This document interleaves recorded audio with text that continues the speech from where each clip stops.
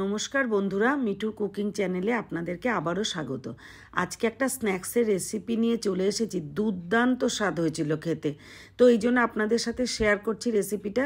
প্রথমে একটা মিক্সির বোল নিয়েছি, তাতে কিছু ধনেপাতা আর কিছু নিয়েছি আমি পুদিনা পাতা, 1/2 ইঞ্চি মতন আদা, 3টে কাঁচা লঙ্কা, 5-6টা মতন রসুনের কোয়া আর 1/4 মানে একটা লেবুর 4 ভাগের 1 ভাগ লেবু নিয়ে রসটা চিপে দিয়েছি।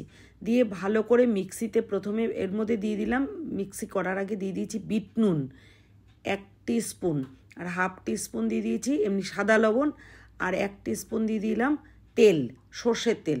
ভালো করে মিক্স করে নিয়ে প্রথমে শুকনো মিক্স করে তার মধ্যে একটু জল দিয়ে মিক্স করে নিয়ে রেখে দিলাম। চাটনি রেডি।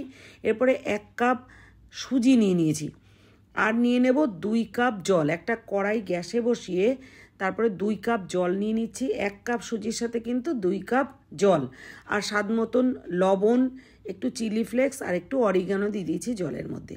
দিয়ে ভালো করে নাড়াচাড়া করে একটু ফুটে গেলে এর মধ্যে দিয়ে দিচ্ছি 1 টিস্পুন তেল। এখানে রিফাইন্ড অয়েল দিয়েছি, আপনারা চাইলে সর্ষের তেলও দিতে পারেন, আমি রিফাইন্ড অয়েল দিয়েছি। এরপরে সুজিটাকে দিয়ে জলটা ফুটে গেলেই সুজিটাকে 1 হাত দিয়ে দিতে হবে, আর 1 হাত দিয়ে খুন্তিটা নেড়ে যেতে হবে যাতে দলা পেকে না যায়। ঠিক এইভাবে করেই সুজিটাকে সেদ্ধ করে নিতে হবে। ভালো করে নাড়াচাড়া করতে হবে যতক্ষণ পর্যন্ত না একটা ডো ফর্ম হয়, ততক্ষণ পর্যন্ত কিন্তু নাড়াচাড়া করে জলটাকে শুকিয়ে নিতে হবে। ব্যাস একেবারেই রেডি। দেখুন, হাতে দিয়ে ধরে চেক করে দেখতে হবে, যখনই গোল গোল হবে বলের মতন তখন কিন্তু সুজিটা একদম সেদ্ধ হওয়া রেডি। এরপর একটা ডিশে ঢেলে নিলাম, নিয়ে কিছুক্ষণ ঠান্ডা করতে দেব যাতে হাতে শোয়া ঠান্ডা হয়, হাতটা পুড়ে না যায়।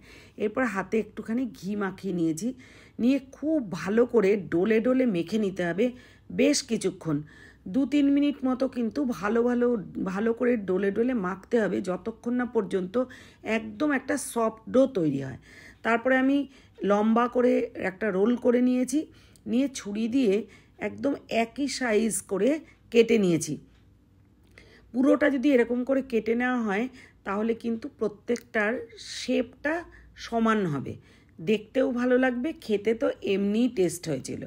তো এইভাবে এক একটা পার্টকে হাতের মধ্যে নিয়ে ভালো করে একদম গোল করতে হবে যাতে একদম ক্র্যাক না আসে। ক্র্যাক আসবে না যতক্ষণ না সুন্দর করে মাখা হবে। ঠিক এইভাবে করে গোল গোল করে নিয়ে এবার একটা স্ট্র নিয়েছি আমি। আপনারা এরকম একটা ছোট কাঠিও নিতে পারেন। মাঝখানে একটা হোল করে নিচ্ছি গর্ত মতো। ব্যাস এরকম করে ছোট ছোট করে আমি বড়ার মতন শেপ দিয়ে নিচ্ছি প্রত্যেকটা। হ্যাঁ, আমার এই চ্যানেলটা এখনও পর্যন্ত যারা সাবস্ক্রাইব করেননি, সাবস্ক্রাইব করবেন এবং বেল আইকনটা প্রেস করে রাখবেন যাতে পরবর্তী ভিডিও দিলে আপনাদের কাছে প্রথম নোটিফিকেশানটা যায়। আর যারা যারা এখনও সাবস্ক্রাইব করেছেন তাদেরকে অসংখ্য অসংখ্য ধন্যবাদ আমাকে সাপোর্ট করার জন্য, আমাকে ভালোবাসা দেওয়ার জন্য এবং আমার পাশে থাকার জন্য। তো দেখুন, এইভাবে করে একইভাবে প্রত্যেকটা গোল করে নিয়েছি, তারপরে চ্যাপটা করে নিয়ে সাইডটা একটু হাতে ঘুরিয়ে নিয়েছি যাতে শেপটা সুন্দর হয়। এরপর একটা মোটা স্ট্র দিয়ে মাঝখানটা একটা করে গর্ত করে মানে হোল করে নিয়েছি। এরকমভাবে সবটা তৈরি করে নেওয়ার পর আমি চলে যাব গ্যাসের উনানে। কড়াই বসিয়ে দেব। কড়াইটা বসিয়ে দিলে যেই কড়াইটা গরম হয়ে যাবে তার মধ্যে কিন্তু রিফাইন্ড অয়েল দেব, আপনারা চাইলে ঘিতেও ভাজতে পারেন। তো আমি রিফাইন্ড অয়েলেই ভেজেছি।